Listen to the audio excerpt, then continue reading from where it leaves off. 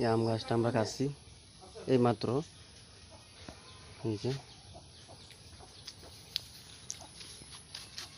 কাটার সময় হঠাৎ করে দেখেন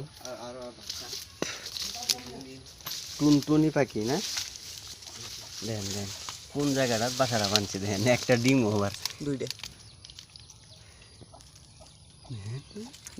দুইটা ডিম দেন দেন।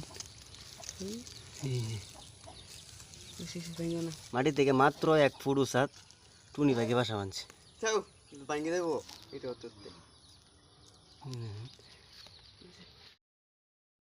রাত্রে আমরা আবার পাখির বাসাটার কাছে গেলাম দুইজনে।